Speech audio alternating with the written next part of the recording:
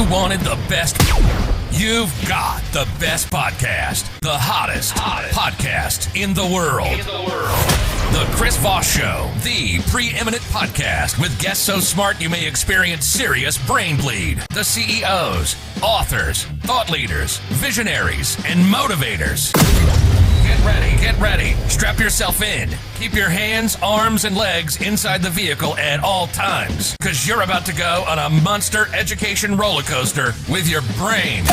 Now, here's your host, Chris Voss. Hi, folks. It's Voss here from thechrisvossshow.com. Well, ladies and gentlemen, the latest things that makes it official. Welcome to the big show. We certainly appreciate you guys being here. As always, the Chris Voss Show is the family that loves you, but doesn't judge you, at least not as harsh as the rest of your family does, because they know you better than we do.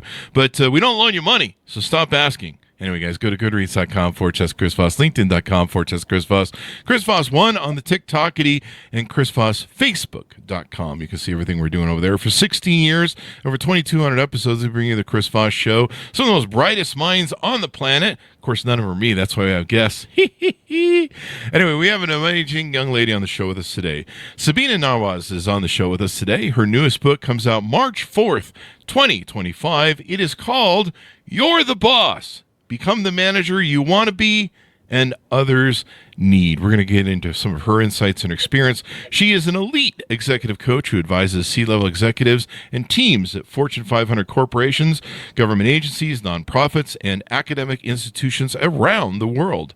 She gives dozens of keynote speakers, seminars, and conferences each year, and teaches faculty at Northeastern and Drexel University. During her 14-year tenure at Microsoft, she went from managing software development teams to leading the company's executive development and succession planning efforts for over 11,000 managers and nearly 1,000 executives, advising Bill Gates and Steve Ballmer directly. She's written for and been featured in Harvard Business Review, the Wall Street Journal, Forbes, and Fast. I should just say Inc., right? Yeah, Inc. Fast Company, NBC, NASDAQ, and MarketWatch. Welcome to the show, Sabina. How are you? Thank you, Chris. Doing great. Thank you. Excited to have you as well. Give us your .coms. Where can people find you on the interwebs? SabinaNawaz.com. That's SabinaNawaz.com. So give us a 30,000 overview of your new book and what's inside. Great. Chris, as the title and subtitle suggest, this book is for bosses of any kind and anyone who's dealing with power and pressure. The three key headlines in the book are, first, that being promoted can be the riskiest time in your career. And I don't just mean being promoted first into manager, but even to a more senior manager. And this is because while on the one hand, promotions are rewards, they come with a risk. One of the risks is believing that the strengths you've relied on up to this point will continue to help you succeed. Mm-hmm. And I can talk more about how this myth has scuttled the ambitions of countless brilliant executives, maybe some who are on your show. Yeah. About 5 of them, I think. No, I'm just kidding. So maybe yes, as we go up in seniority, we open up what's called a power gap, which is a difference in power between us and those who report to us. So the things that we see as strengths start to be seen differently. We didn't change, but our position and our circumstances changed, and they start getting viewed differently. So let's say you are direct. Now you can come across as callous. Oh. You are calm. Now people will think of you as uninterested or lacking passion. You're strategic, it can be viewed as manipulative. You're disciplined, it becomes rigid. So first point, that being promoted can be the riskiest time in your career. That's why I'd never get promoted. Aren't you your own boss? Well, that's the other reason too. I never get promoted is because I'm already CEO, and there's no upward after CEO here. And there's a lot of upsides to that. I've been working for myself, I can say that. The other things at the 30,000-foot view, Chris, are that power doesn't corrupt. It's actually pressure that corrupts in these roles of manager. Pressure. That the higher we go, the higher the pressure that we're under. Deadlines, expectations. Before you know it, the qualities that made you a great boss, patience, empathy, clarity, they start to slip. Is it because, Yeah. sorry to interrupt you, but I want to make this point. Is it because, maybe the better question is why is that, but is it because the demands of your promotion are much harder on you? They're going to change, maybe shape you a little different, maybe you're going to react differently? Absolutely. The demands are so high on you. And when you're in that rush, there are so many people I work with who consider themselves extremely empathetic, except when I interview their teams and they go, this person lacks empathy. Why? Because I was in a hurry, because I had so much to do. I figure these are adults, they can put on their big boy, big girl pants and get with it. There's time for empathy and connection later. But is there? Yeah, that's interesting. So it becomes harder and harder as you go up. And you help in the book us identify some of the things that, ways to identify when you're kind of getting out of touch. One of the problems you can have if you have too many yes men, or if people don't find you approachable, you can kind of get isolated. And if you're isolated with the data and knowledge and resources that you need to analyze your business, you can, presidents see that. They get out of touch in the Oval Office from what's going on maybe on the ground in America. And so it sounds like that's kind of the same sort of thing you're talking about, where you can get really detached from reality, as it were. Absolutely, Chris. Bing, bing, bing. You just said my third point for me, which is that power. So pressure corrupts, and then the power obscures. In fact, the more you accomplish, the higher you go, the less you know. The less you know about the impact your actions are having on other people, and it has a bigger and bigger sized impact on people. Oh, wow. So how do you combat this? Because, I have that problem where I have a real leadership, masculine, direct, boom, boom, boom sort of, communication style, and people can find it off-putting. And personally, I don't care. No, I'm just kidding. I care sometimes. Depends on the person, but I don't want to come across as that type of leader that doesn't care. I want to have some empathy, but I can't walk around giving hugs to everybody all day long because HR said I can't anymore. That's a joke. When I stop laughing, I'll answer your question. But you're like, this guy would never make it at Microsoft. Well, specifically for what exactly you're describing, Chris, there's a tool in the book called mapping. And mapping is basically providing a map of you. Hey, when I frown when you're speaking, it's because that's my thinking face.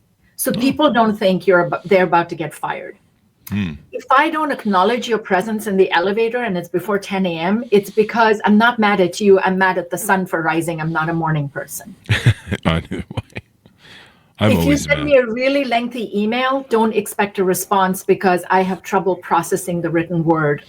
Send me text or break it into three emails. Don't put it all in one, for example. So this mapping can take your coordinates and then translate that to other people of what that looks like. I don't give hugs, but I deeply care about X or Y about you as a human being.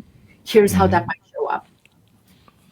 Do you like chit chat before talking, or do you like to get straight down to business? Letting people know those things helps them not make up stories because nature abhors a vacuum. And the stories we make up about people who we report to are often more personal and worse than we think they're going to be. Yeah, mine are always worse. But then I listen to them and I go, wow, you guys nailed it. I'm always like, you should have used more 4-letter words when you were describing me. That would have been more accurate. So how do we now, the alternative of this is, does it vary per person? Like, I'll give you an example. When I'm dealing with men, we're used to dealing very directly, very succinctly.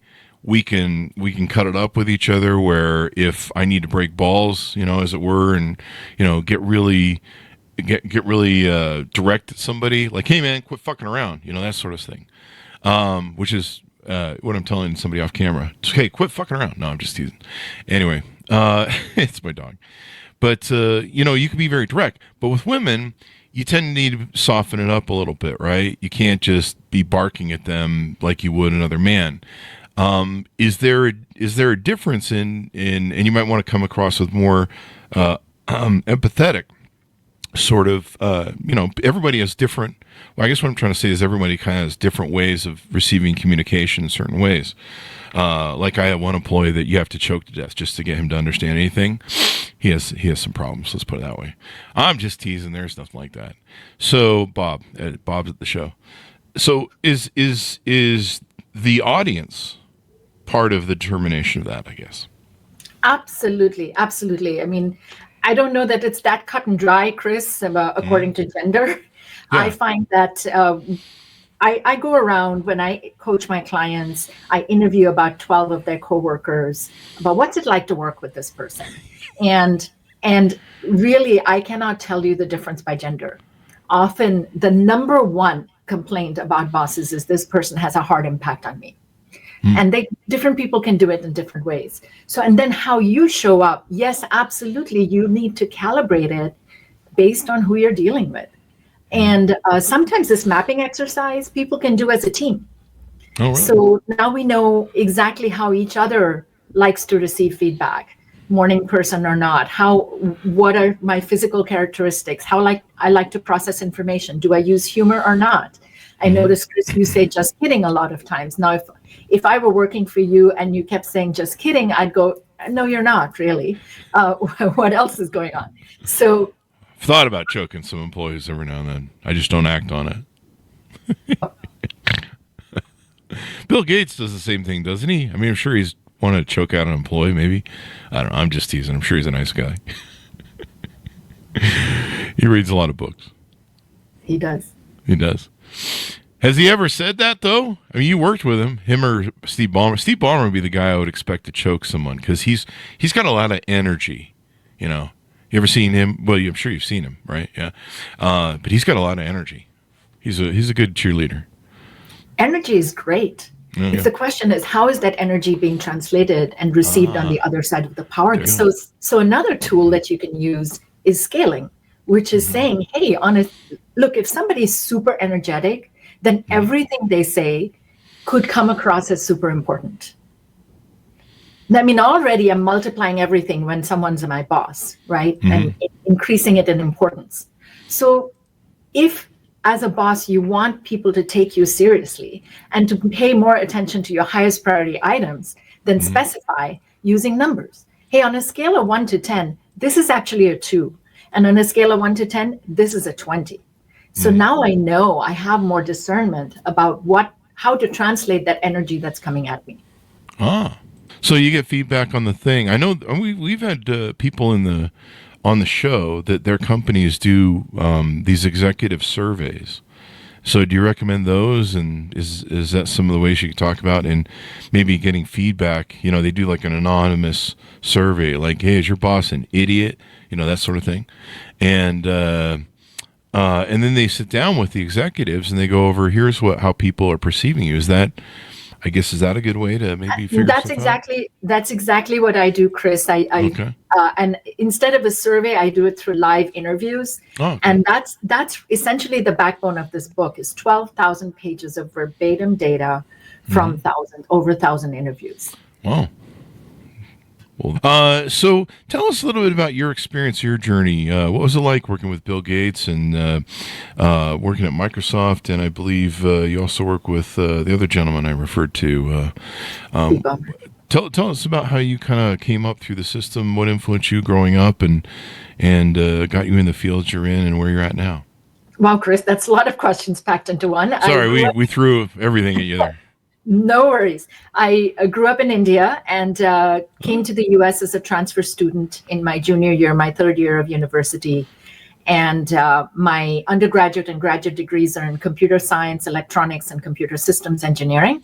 Wow. I went to Smith College, which is a liberal arts college on the East Coast of the U.S., and then did my master's at the University of Massachusetts. And from there, Microsoft was my very first job. I sent out 180 job applications, and Microsoft was the first one to interview me, fly me over, and hire me. That's awesome. It was great. I honestly, when they asked to fly me over, I had not actually heard of Microsoft. It was a 6,000 person company those days. Oh, wow. And I thought, well, I haven't been to Seattle ever. It's a free trip to Seattle. Why not? And by my third interview, I was hooked. I really wanted to work there because the passion and the care about the work was really oozing out of the hallways, out of people that I talked to. It was awesome. And so the first 9-ish years, I worked in software development, working on products that you may have heard of, like Windows and Internet Explorer and MSN. Heard of that, yeah. And many products that never saw the light of day because they didn't quite succeed. They were ideas, great ideas, not great in reality. But it was great. I managed a lot of teams of different sorts. And then I went on sabbatical. Microsoft offers you an 8-week sabbatical. And this was the first time I actually slowed down probably in my life. And a funny thing happens when you sit on the couch and eat bonbons is you get fat? Well, I was young enough that I didn't get fat at that point, at least, thankfully. I would get fat because I know I tried it. What else has happened to you as you sat on the couch and ate bonbons? You know, the usual whatever couch things go on. Mostly it was just eating the bonbons, and then usually I just kind of sat there and ate Cheetos without a shirt on, and that's never a good idea.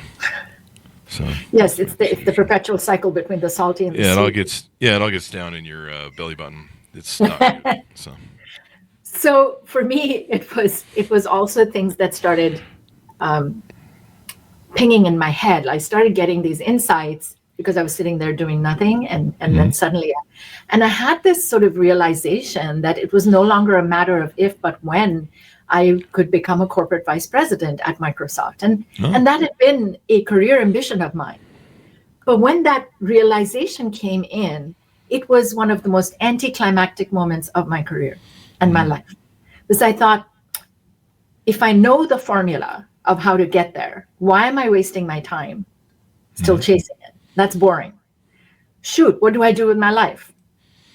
And that's how I switched careers into HR at Microsoft and ran the company's executive development, succession planning, management development, all of these things, working with Bill and Steve, doing that. And I did that for about 6 years and then left to run my own show. Oh, wow. So now you're out advising people. I can see on your website you offer several different services. Tell us about some of the things you do there: speaking, partnerships, book writing, et cetera, et cetera. Yeah, so it's a lot of it is one-on-one coaching work. A CEO comes to me and wants to work on a particular leadership challenge that they're facing. It could run a wide range. So we work one-on-one over a period of anywhere from 6 months to 6 years or longer sometimes. And in addition to the one-on-one coaching, I might work with the C team of the CEO. So I just came back from London last night, working with a CEO and their team there around how do we get set up, how do we establish ourselves to fulfill our mission. I also do keynote speeches for conferences and other talks on leadership and workshops on leadership. So it runs the gamut. And then I also write articles on leadership for Harvard Business Review, Wall Street Journal, and so on. Wow. So you have lots of fun there. People can reach out to you. Do they reach out on the website? Is there a form they can do, or is time they can schedule a call? For sure. Yeah, for sure. They can contact me on the website, but also I often find people reach out to me after one of my articles goes live, or they've seen me at a conference, or I often say things that take conventional sayings and turn them around. And people will often contact me during those times, either to share their disagreement with it, or to say, oh, that really resonated. I've been thinking the same thing myself. Now, how can this help me progress in my journey? Well, give us your final thoughts on how people can pick up the book and all that good stuff, and reach out to you, .coms, et cetera, et cetera. In terms of the book, I would say two things. One,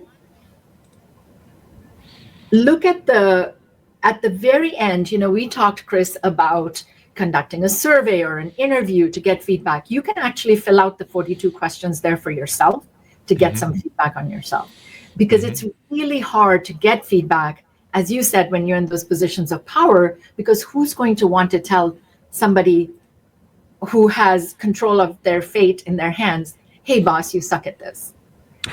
So do that yourself. And the book has some questions you can do that with. If you don't even go that far, here are 4 questions to think about.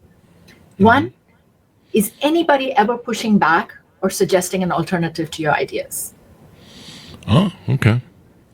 2, are people treating you as though you're funnier, smarter, faster than you know you are in reality? 3, are you the only one who's always setting the agenda, coming up with ideas, showing initiative, working late? And 4, you use a lot of yeah buts to justify your actions. So that's just a subset of those questions. Use those to see if you checked yes on all of those, you might pick up the book and understand, how do you reduce those power gaps? How do you mitigate those pressure pitfalls that are showing up there? I like it. Mitigate those pressure pitfalls, because I'm definitely like I don't know. Yeah, you can always be a better boss than leader, really, when it comes down to it. Do you like that term, boss over leader or manager? Some people, I don't know. Is boss really some people like? I think boss and manager work well for me. Leader actually does not. Okay. And in fact, you'll find that. Hopefully, I've not used the word leader even once in the book. Really? Because to me, leadership is about actions that anybody can take, regardless of what their title is. That's true. So if we just call a few people leader, that means everyone else is off the hook. Oh, I see. Okay. Yeah, that makes sense. Yeah, I get it. Yeah, that makes sense. Well, we do need more people lead. Like you say, I mean, I'll talk to people and they're like, well, I can't lead. I don't have a management position title. It's like, no, you can lead. Everyone can lead. Parents lead. Everybody leads. Yeah. Exactly. Well, it's been wonderful to have you on, Sabina. Give us your .coms as we go out so people can find you on the interwebs. People can find me on LinkedIn, on sabinanawaz.com, and on Instagram at Sabina Coaching. Thank you very much for coming on the show, Sabina. We really appreciate it. Thank you, Chris.